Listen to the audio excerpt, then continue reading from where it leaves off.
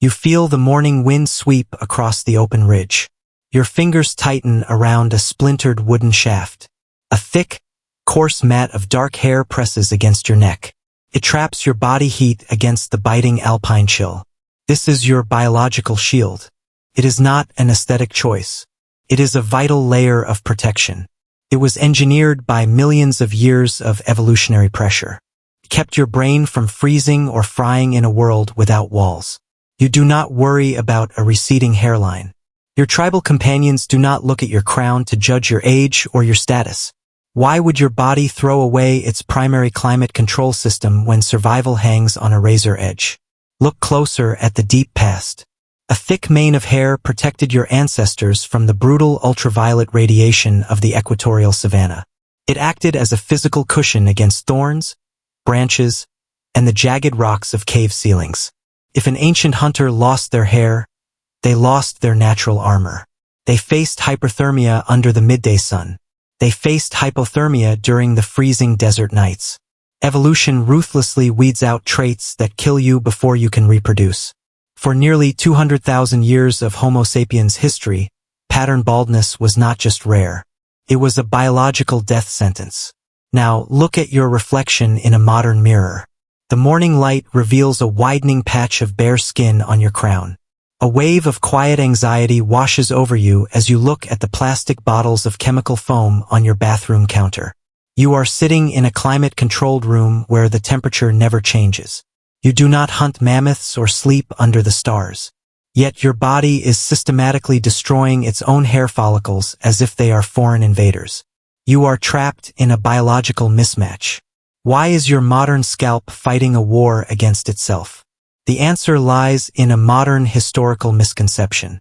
Modern society is taught to believe that pattern baldness is a completely natural, ancient genetic trait passed down unchanged from prehistoric ancestors. This is an anthropological myth. When geneticists trace the history of male pattern baldness, known scientifically as androgenetic alopecia, they find a startling anomaly.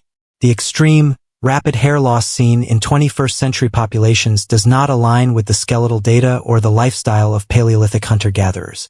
Ancient humans did not go bald at 30. Consider the breakthrough work of evolutionary biologist Dr. Loren Cordyne.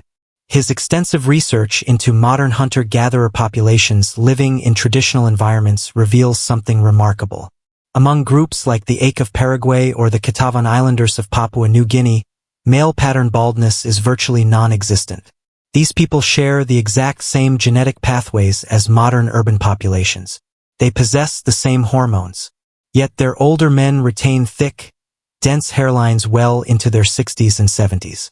The genes for baldness are present, but the environmental trigger is entirely missing.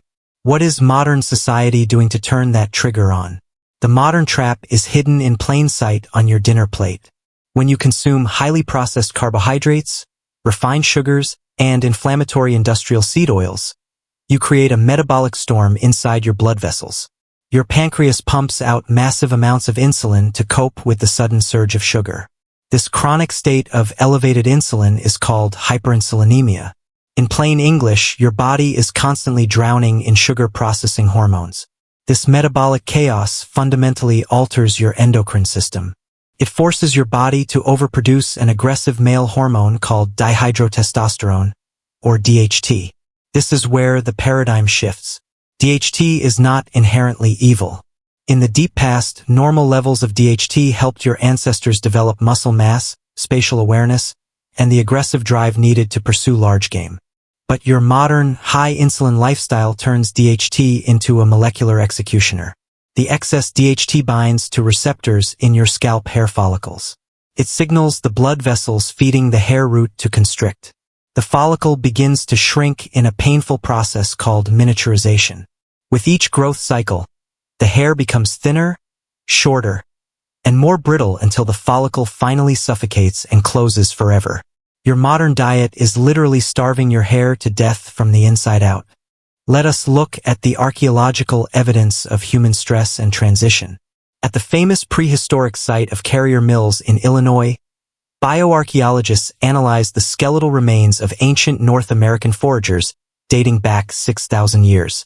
By examining the structural integrity of the skulls and teeth, researchers like Dr. Mark Cohen found a stark divide.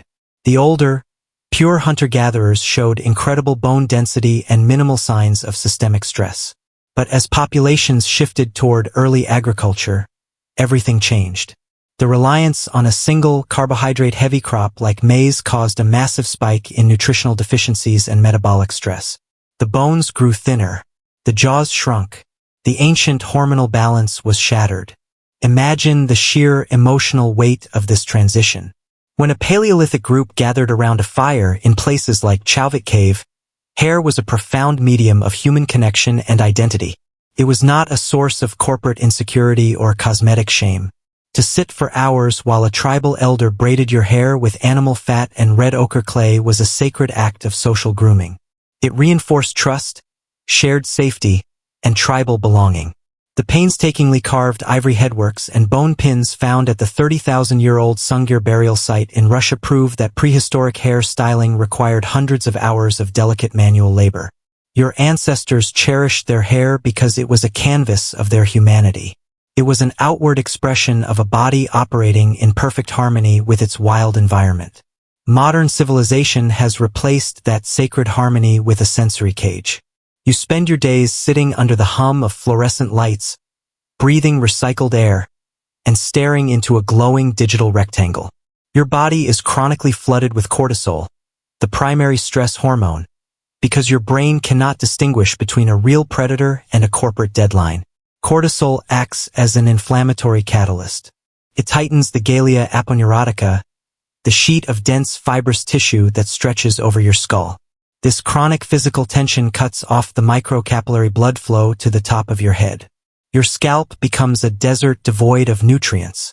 Modern humans have built a civilization that trades evolutionary vitality for convenience. Modern humans consume synthetic foods that corrupt hormones, endure chronic psychological stress that chokes blood vessels, and then spend billions of dollars on medical micrografts and chemical lotions to fix the symptoms of self-inflicted decline. Your ancestors did not possess superior hair care products or secret genetic mutations. They simply lived in a world where the human machine was allowed to run on the fuel it was designed for. They walked barefoot on the earth, ate nutrient-dense wild meats, and rested deeply when the sun went down. Their thick, unbroken manes were the natural byproduct of a life lived in biological truth. You cannot easily escape the modern landscape. You cannot simply abandon your job to hunt wild game on an open savanna.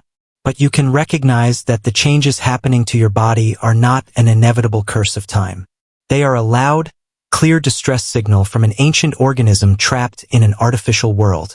Your receding hairline is a physical manifestation of a deeper metabolic and psychological mismatch. It is a quiet reminder that your biology still belongs to the wilderness. You feel the morning wind sweep across the concrete street. Your fingers tighten around a plastic coffee cup. A thin, fading patch of bare skin on your crown feels cold against the air. It sits exposed to a world of artificial structures and constant noise. This is your biological wake-up call. It is not just an aesthetic problem. It is a clear visual sign of a profound internal shift. It was engineered by a modern lifestyle that has pushed your ancient body past its natural limits. You look down at your reflection in the glass window of an office building.